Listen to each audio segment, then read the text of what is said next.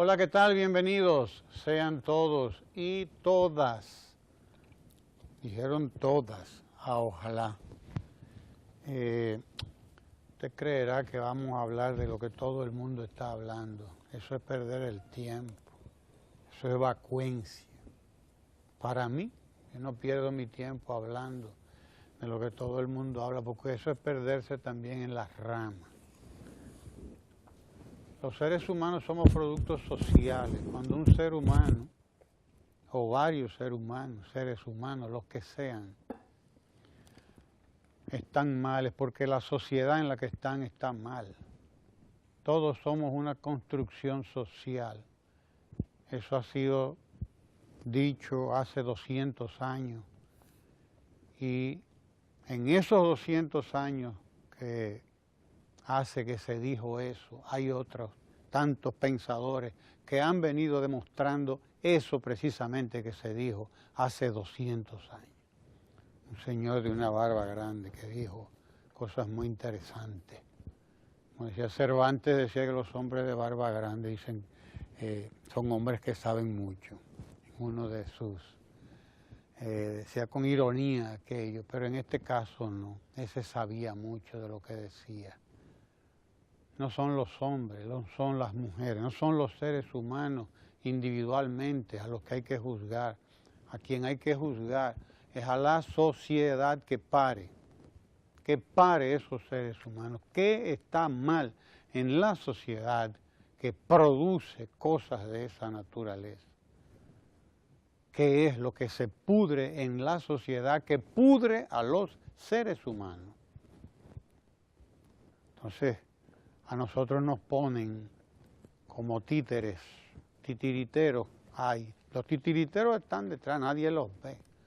Manejan los hilos y ponen a la gente, y ponen a todos estos medios a hablar de lo mismo. Y todos se ponen a hablar de lo mismo. Pero claro, ¿cómo van a dejar el tema de moda? ¿Cómo dejan el tema de moda? No. Sin embargo, lo que está podrido y se ve de lejos aunque usted no lo vea. En un solo medio, en un solo día, en un solo diario, usted puede encontrar síntomas de esa pudrición. Mire una noticia como esta, que salió ayer en este que es periódico El País. Esta noticia es que el Monte dei Paschi, que es un banco privado italiano, dice, recibirá una inyección de 8.800 millones. ¿Usted sabe de qué? De euros. Multiplíquelo por 50, porque el euro aquí está al 50 por 1, más o menos, en números redondos. Este es un banco privado, quebrado, que ya fue inyectado una vez con miles de millones y ahora le van a inyectar 8.800 millones de dólares a salvar un negocio. Entonces, desde luego, el dinero público, se llama eso, el dinero público, el dinero de la gente, el dinero que la gente paga de sus impuestos, que tiene en sus ahorros, en los bancos, en donde quiera. Eso es dinero público, dinero que administra el Estado. ¿Para qué? Para salvar el negocio. ¿De cuántos inversionistas? No sé. Vaya usted a ver cuántos. Búsquelo. La información está por ahí, búsquelo. Y usted verá qué obscenidad, qué inmoralidad. Eso es una inmoralidad. Eso es una obscenidad. Pero nadie va a decirle a usted que eso es eso, no, le van a decir que eso es un rescate. Le van a decir, ese es un rescate bancario. Eso es para que no se caiga el sistema financiero, le dicen.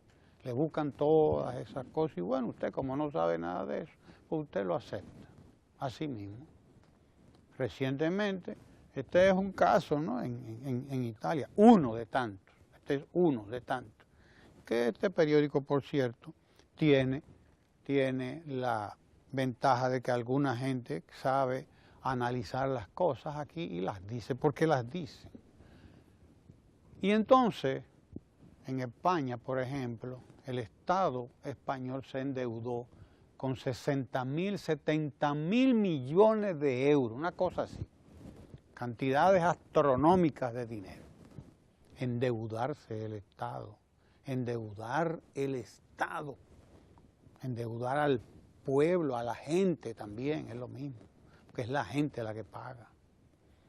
¿Para qué usted cree? O para que no se le caiga el sistema financiero a unos cuantos banqueros, algunos de los cuales están presos hoy. Algunos de los cuales están presos porque Bankia, que quebró, el administrador era nada más y menos que un jefe del Fondo Monetario Internacional. Nada más y nada menos que don Rodrigo Rato, miembro del PP, además del partido de gobierno, Partido Popular, preso. Pero allí se invirtieron y se metieron, vamos a decirlo así, 60, 70.000 millones de euros, y eso es poco, le estoy siendo conservador, prestado, buscado donde sea, ¿para qué? O para salvarle el negocio a esa balsa de, ya usted sabe. Pero entonces aquí tenemos en este nuestro país, nuestro, del alma, que nos duele, unos economistas que dicen que el Estado no puede endeudarse para construir Punta Catalina. ¿Pero quién ha dicho eso? Eso es imposible, eso es inconcebible. Para invertir en capital, en una inversión estratégica, fundamental para el país. El Estado no puede endeudarse para eso. No, ni puede endeudarse para nada. Para nada que tenga que ver con gastos corrientes, por ejemplo, o con políticas sociales. No, eso es imposible. Claro, eso es imposible. Hay que endeudarse con los bancos. No, hay que endeudarse para salvar a los bancos, sí. Por eso sí podemos endeudarnos y hacer lo que está haciendo el Estado italiano. Endeudar un país, endeudar un pueblo. Por eso yo digo, este es el sistema podrido en el que nosotros vivimos y en donde hay gente en todos estos escaparates, que son estos medios, que no son más que escaparates, para ponerlo a usted a pensar en una dirección. Ayer con Quirino, después con Figueroa Agosto, después con este, después con el otro, y todos los días le van a tener un espectáculo. Todos los días vamos a tener un espectáculo. Escríbalo. Escríbalo que vamos a tener un espectáculo todos los días porque es que una sociedad podrida, un sistema podrido, podrido hasta los tuétanos, podrido, y lo repito, hasta los tuétanos, está podrido hace mucho tiempo, no puede producir más que eso. Decía Máximo Gómez, que en las sociedades en crisis no hay espacio para la virtud. Y es verdad. Gómez, que era un guerrero, pero un filósofo también. Un filósofo no es el que estudia filosofía. Un filósofo es el ser humano que sabe filosofar, es decir, que sabe pensar y que produce conocimiento con su pensamiento y que a partir de lo que ve y de lo que lee y de lo que escucha y de lo que analiza, saca una conclusión, un pensamiento medular, fundamental. Ese es un filósofo. Puede ser un campesino que está arando su tierra, que está preparando su cosecha, pero ese campesino es un filósofo. Como decía Juan Bosch, he visto 1000 veces a Sócrates en los campesinos dominicanos. Tenía razón. Es así. Y eso decía Gómez, no hay espacio para la virtud, porque no le dejan espacio. Todos estos escaparates no son para la virtud, son para mostrarnos pudrición, pero ellos no se dan cuenta. Ellos creen que eso es no, eso es fulano, que es así, o eso es sutano, o eso es mengano. No. Hay que cambiar fundamental, medularmente, la sociedad para que comience a producir los seres humanos, los hombres y las mujeres, virtuosos que tienen que producir, que deben producir y que producen permanentemente los pueblos, pero que no salen en estas cosas, no salen en estos escaparates, los virtuosos, no. Ahí lo que hay es espacio para toda esta comedia, tragicomedia, mejor dicho, que es una comedia trágica, o una tragedia que pudiera tener ribetes de cómica, quién sabe. Pero esa es la realidad, es cómo esta gente vive repartiéndose la riqueza que produce el ser humano. ¿Cómo? Y entonces nos están dando clases de moral. Pero ayer, aquí mismo en este mismo periódico, que es el País de ayer, búsquelo, porque es el País de ayer, aquí mismo sale que Google, una empresa, ya usted sabe que es Apple, norteamericana, maneja miles, que maneja todo este negocio, todos estos aparaticos que nosotros manejamos. Los iPad, los iPhone, los de Mac son, ¿cómo se llaman? No me recuerdo. iPad y iPhone. iPad y iPhone. Son los de Mac, los de Apple. Pues esta gente tiene un pleitecito nada más por unos cuantos miles de millones de dólares. Miles de millones de dólares dejados de pagar por impuestos. Por impuestos. Oiga usted qué cosa. Allá en Irlanda están discutiendo el tema. Porque viven buscando los paraísos fiscales, ¿a dónde que se van a ir? A invertir. ¿A dónde van a ir a invertir? Pero para que no le paguen impuestos. Miren ustedes esto. Qué noticia más interesante. En ese mismo periódico, ahí debajo de la que le estoy enseñando, donde el Estado italiano está endeudando al pueblo italiano con 8.800 millones de euros, pero no son más, son 20.000 millones de euros. ¿Entiende? Ahí mismo abajo le ponen esta otra. Mire usted cuánto dinero ha regresado después que Macri es presidente a Argentina. 90.000 millones de dólares han retornado a Argentina.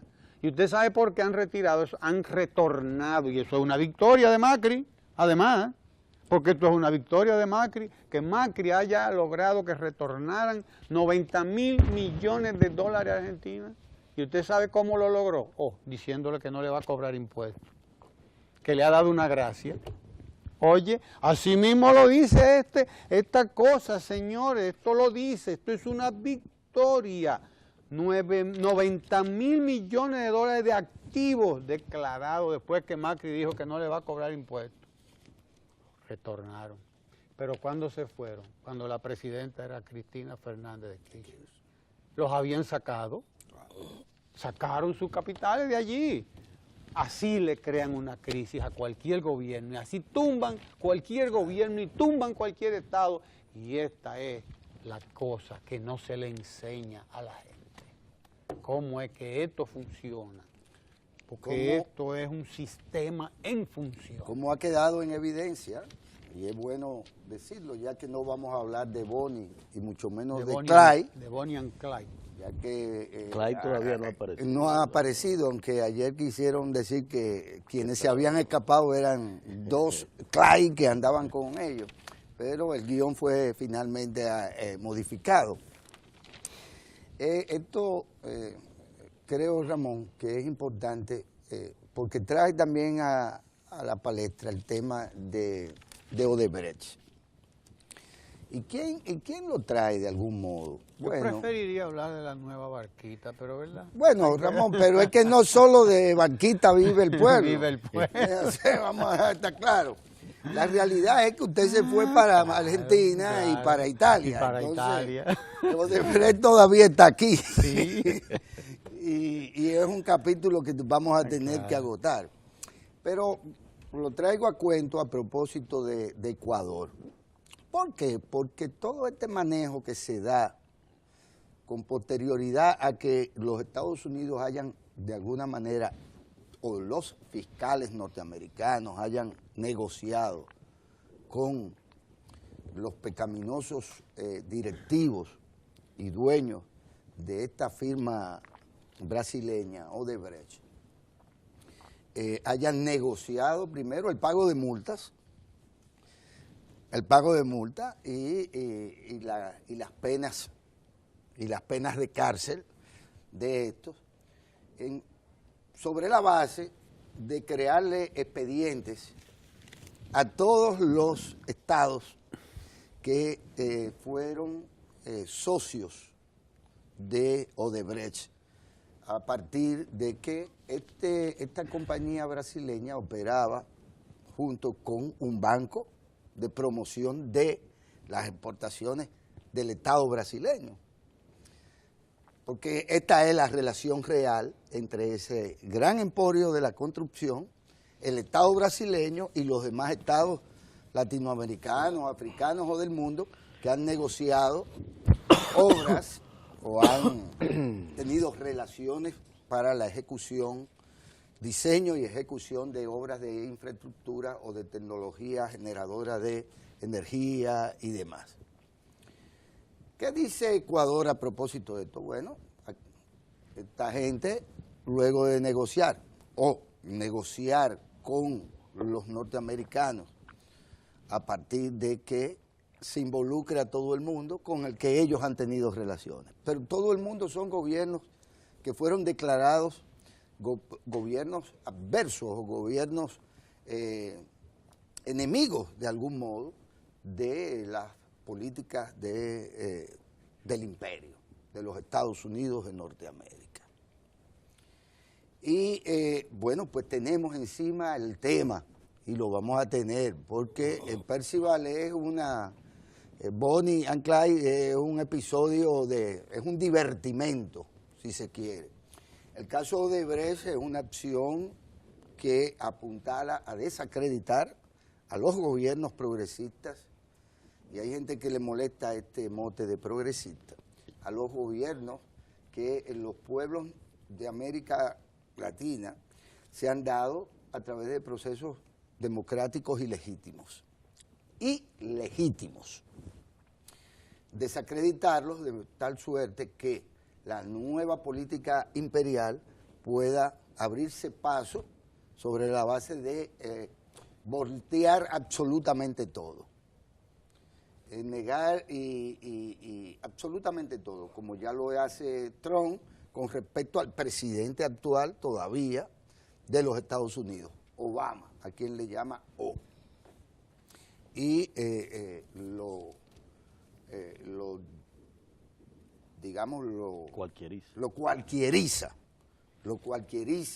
lo maltrata como nunca se había visto un periodo de transición en la democracia norteamericana que había servido de ejemplo para el mundo, para todos aquellos que han girado siempre alrededor de las mieles de ese imperio. ¿Por qué esto es importante, lo de Odebrecht? Porque esto es lo que se cuece. Ya el episodio de Bonnie and Clyde ha concluido como era previsible que concluyera. Pero el caso de Odebrecht se abre y el propósito, insisto, ¿cuál es? Resarcir los intereses norteamericanos que fueron afectados por una práctica anticompetitiva, monopólica o desleal que sacaba de juego a los fabricantes norteamericanos con respecto a los fabricantes o constructores o vendedores de servicios brasileños. Ya ese negocio se hizo, ya eso se arregló, ya hay multas que se tendrán que pagar, ya hay acuerdos con la Fiscalía de los Estados Unidos y con los organismos que estaban muy preocupados por las pérdidas económicas del imperio. Ahora, ¿qué es lo que está pendiente? Está pendiente arrasar con todo. ¿Arrasar con qué todo? Con los gobiernos que aún, democráticos de América Latina, que aún sobreviven. Entiéndase Ecuador, entiéndase Venezuela, Brasil mismo, que ve destruirse prácticamente o revertirse todas las conquistas del pueblo brasileño alcanzadas en los últimos 13, 14 años. Prestémosles atención a estos temas, que son temas no necesariamente locales, pero son temas que nos atañen directamente y ante el cual no podemos dejar que los escaparates comerciales nos impongan una agenda que en esencia es destructiva de las conquistas y que pretenden acomodar las negociaciones de cara al futuro de el gobierno y la sociedad, en nuestro caso, del gobierno y la sociedad dominicana. Pues yo quiero un poquito volver a la información económica que ya parecen bastante clara de que el país va a crecer 6.4% durante este año 2016. Una ratificación de una conducta económica sostenida, aparentemente muy sostenible en el futuro, porque sigue creciendo el número de turistas, que es el motor de la economía nacional, sigue creciendo las remesas nacionales, sigue creciendo la vida comercial en el país y sigue creciendo la producción agropecuaria y el empleo en el país, lo que asegura de que el año que viene, de continuar esta tendencia de crecimiento en los Estados Unidos y de ausencia, al menos sostenible, de perspectiva de aumento significativo del petróleo, ¿verdad?, en la economía mundial, vamos a tener una reedición del crecimiento de la economía dominicana durante el próximo año 2017. Este año cierra en circunstancias difíciles para el gobierno nacional, en la medida en que las tormentas, las aguas, las avenidas que se han producido recientemente han implicado gastos no contemplados anteriormente en la planificación económica y que afectaron a miles y miles de familias, que deterioraron mucho sectores de la infraestructura y de la agricultura, y que de algún modo habrá que resarcir estos daños que se han producido. Las medidas que el gobierno ha venido tomando, como es reparación de viviendas, reparación de puentes y carreteras, es un factor clave que ha permitido que este año y estas Navidades cierren en mejores condiciones para aquellos que sufrieron esos daños tan graves por estas avenidas y estas tormentas. En ese contexto, lo que ustedes plantean sobre la conducta económica de la economía mundial, los efectos que puedan tener en el país hasta ahora son más que positivos. En torno a las políticas que mencionaba Ramón y que también tú, Guillermo, que siguen los organismos internacionales y los gobiernos, o gobiernos que apuntalan, digamos, determinadas políticas. Parece que esta política, salvo esta información de Italia, está prácticamente en quiebra. Cada vez es menos la tendencia a que los estados sigan asumiendo los compromisos económicos por las deficiencias administrativas o las gestiones, se puede llamar de algún modo, mafiosas o irregulares, vamos a decir, para no ser muy radical, que llevaron los grupos bancarios internacionales y que trajeron la crisis 2007-2008 con grave deterioro de la economía, y que además agravó el endeudamiento de los estados en todas partes. Muchos de ellos, como República Dominicana, aumentaron su endeudamiento externo debido a que tuvo que asumir políticas de incentivo a la economía con fines de evitar peores consecuencias que la que representa el endeudamiento, que muchos critican, y es verdad, hay que mantener ciertos controles sobre el endeudamiento, pero habría que entender si es posible sostener políticas merkelistas como la que sugerían muchos en los inicios, en aquel entonces 2008, de restricción absoluta como hicieron con Grecia y otros estados, y que ha traído la inestabilidad social, política y económica, y que no ha traído resultados a esa economía. La propia España sufrió grandes calamidades y todavía la está pasando en base a esas políticas de restricción.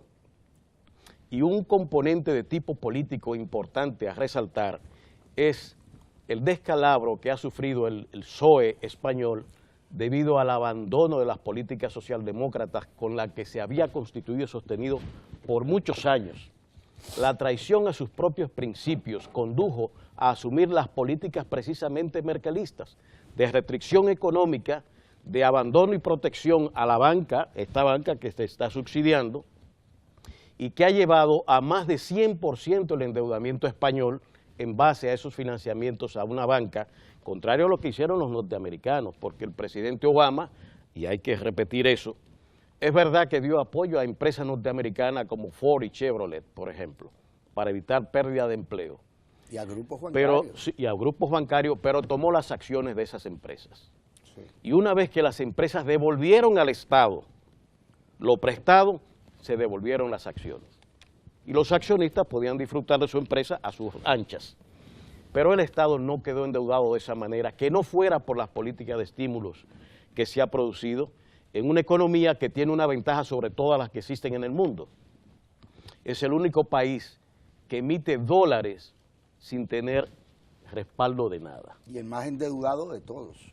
El más endeudado y en condiciones de déficit, pero tiene esa posibilidad internacionalmente que no tiene ninguno de los estados, ni siquiera la Unión Europea, con todo el poder económico que ella tiene que acogerse al euro. Pues bien, yo creo que esto es un contexto interesante que tenemos que tomar muy en cuenta y alentar a los sectores económicos que han estado muy activos durante estos últimos años de la administración del presidente Danilo Medina, alentados por la estabilidad, alentados por el estado de confianza que se va produciendo en la economía, por el estímulo en la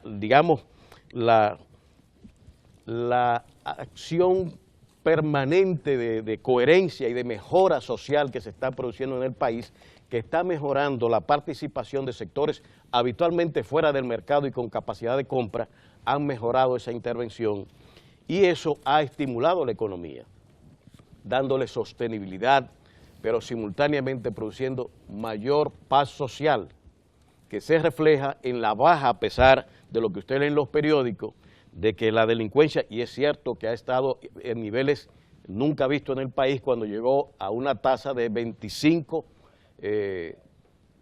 homicidios por cada 100.000 habitantes y que hoy está en 15 homicidios por cada 100.000 habitantes. Este es el indicador duro sobre el estado de la seguridad y de la delincuencia en el país. Y no debemos perder de vista de que, a pesar de los asaltos menores que se dan, que es una preocupación que tiene mucho que ver con factores de tipo sociales y de desprotección que se conservan, estamos mejorando el estado de seguridad en el país. El caso que hoy se debate, que ustedes mencionaban anteriormente, este bien puede entenderse como un caso excepcional, que hace mucho que no se producía y que está, desde mi punto de vista, muy asociado a cierta patología social de estos grupos, que se refleja en todo el complejo de acciones como la han llevado y toda esa cosa, de que habrá que estudiar. Y creo que los psiquiatras y sociólogos se acercarán un poco más a ese tema desde una perspectiva más científica que el snuff que produce esa versión farandulera del tema. Hay que ver por qué el comportamiento que estamos observando de estos grupos, este pequeño grupo de acción sumamente dura, que tiene una procedencia militar, hay que recordar, y que ha afectado a muchas familias y a grupos económicos con sus acciones. De todas maneras, yo creo que la gran noticia es este cierre de año en condiciones económicas favorables, en condiciones sociales cada vez más de reducción de pobreza y que presenta una perspectiva positiva para la República Dominicana a corto tiempo. Y que es en lo que nosotros tenemos que insistir, que nadie nos robe, el optimismo, que nadie nos robe el espacio que tenemos que dedicar a eso que está ocurriendo, que hace que crezca nuestra sociedad, que crezca la sociedad como un todo, de manera positiva. Aquí hay un buen reportaje sobre la nueva barquita, por cierto, que se llama La Tierra Prometida. Yo saludo a Adalberto de la Rosa, que fue quien lo escribió, que es un buen trabajo, porque es lo que nosotros tenemos que hacer, defender las conquistas del pueblo dominicano. Un buen titular dice: de la incertidumbre al nublarse el cielo, a la tranquilidad de un hogar seguro. Ayudar a construir una sociedad dominicana cada vez más saludable y cada vez más segura es un trabajo, no solo del presidente Danilo Medina, que viene haciéndolo como tiene que hacerlo, sino de todos y de todas, dominicanos y dominicanas, que no debemos permitir que nos roben la esperanza, todos los que se dedican a todas esas cosas. Nosotros tenemos hoy en la agenda municipal, en la sección que sigue a continuación, la presencia del síndico de Boca Chica, el amigo Radamés Castro. Si no, Lalo va ahora, él lo sabe, por eso él está ahí, ¿no? Lo perdió anoche. Pero después de Lalo, que nos dice cómo son los deportes, qué es lo que ha pasado en las últimas horas, brevemente nos da el resumen de deporte, vamos a conversar con nuestra querida compañera Francis Jorge. En la agenda municipal de los jueves estará conversando con el síndico de Boca Chica.